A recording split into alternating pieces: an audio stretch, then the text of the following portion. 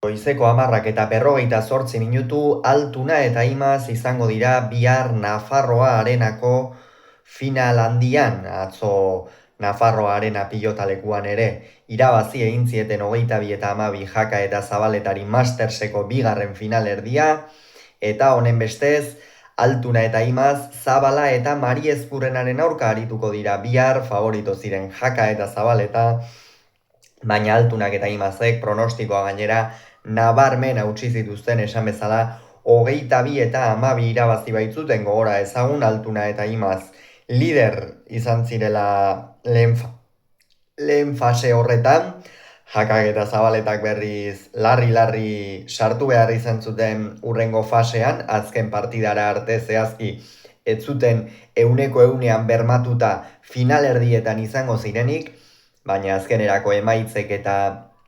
gainontzeko bikoteen aurka jokatutako norgehiagoken emaitzek ere lagundu zieten, eta ondorioz atzo Nafarroa Arenan izateko aukera izan zuten. Partidari dagokionez, lehen zatia oso berdindua izan zen, zazpinakora arte benetan lau pilotariak oso ongi ikusi genituen, batez ere bi atzelariak. Ander Rimazekin zalantzak bazeuden, joan den astean ez zuen jokatzerik izan, Josu Eskiro aritu zen bere ordez Lekeition, eta gaur gainera itzuleran lesio baten ostean, naiz eta ez den epe luzekoa izan, Donostian min hartu zuen, orain pare bat 3 aste edo, eta geroztik ez du berreskuratzerik izan,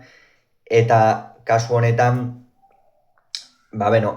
Zabaletaren aurka jokatzen zuen atzo, eta horrek beti zalantzak sortzen ditu. Zabaleta ere ez da sekula lesio baten ostean jokatzeko aurkaririk aproposena, eta hala ere partida bikaina, partida handia jokatu zuen Ander Rimazek hasieratik amaierara arte,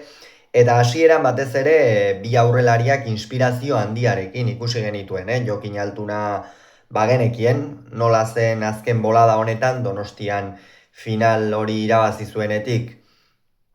Artola eta Iztuetaren aurka geroztik sekulako joko boladan da. Nik uste hor uztaila erdialdean eta partiden pilaketa tarteko jaitxialdi, txakalaldi txiki bat izan zuela, txispari gabe eta baina berriro ere bere onenean jarri da, eta erakustaldi da bilamezketarra, naiz eta atzoko egunez behar bada ezin den esan aparteko erakustaldia eman zuenik, naiz eta partida oso ona eta serioa jokatu zuen. Esan bezala, zazpinakora arte oso berdinduta joan ziren denak, baina atzean ez zuen inor nabarmena egintzen, eta hori Eri Jakarentzat ez zen albiste ona. Pare bat erremate eder egin zituen Lizartzarrak,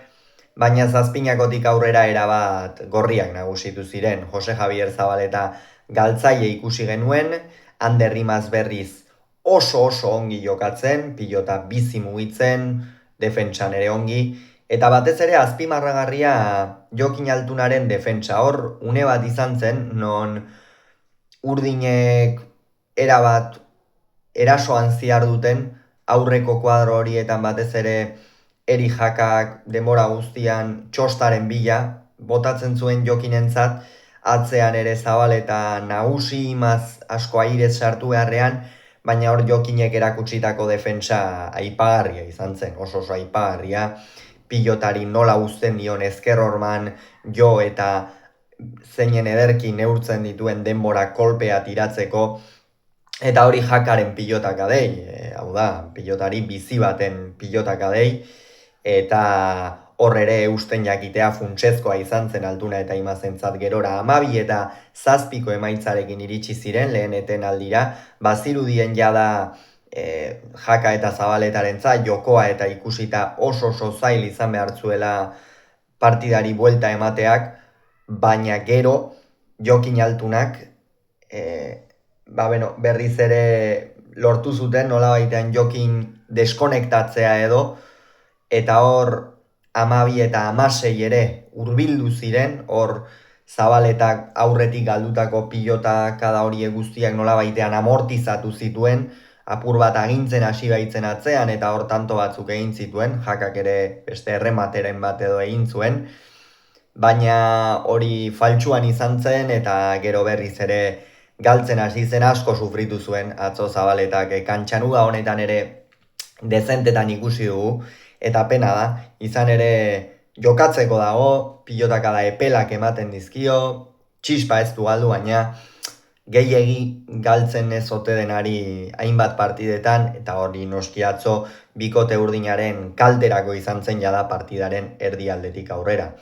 18 eta 12 iritsi ziren bigarren etenaldira, eta hortikan aurrera jada tanto guztiak Altuna eta Imazentzat, ez zuten maila jaitsi ere egin, ez ziren urduritu 12 eta 16 hurbildu ziren horretan, hor partidaren fase oso garrantzitsu bat egon baitzen,